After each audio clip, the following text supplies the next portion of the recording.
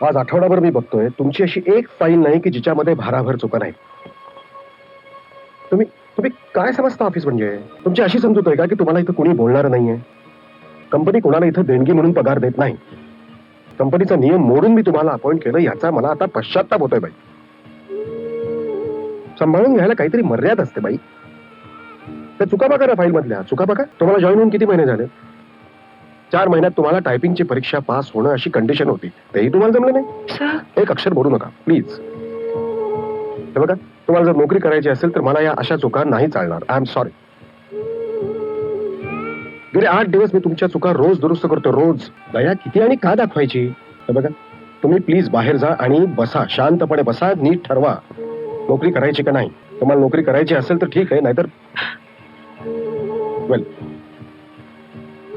Please.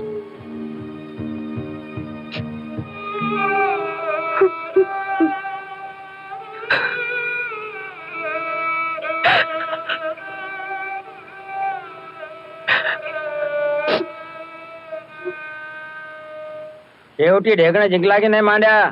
पाय चाली घाशा गुंडाळून.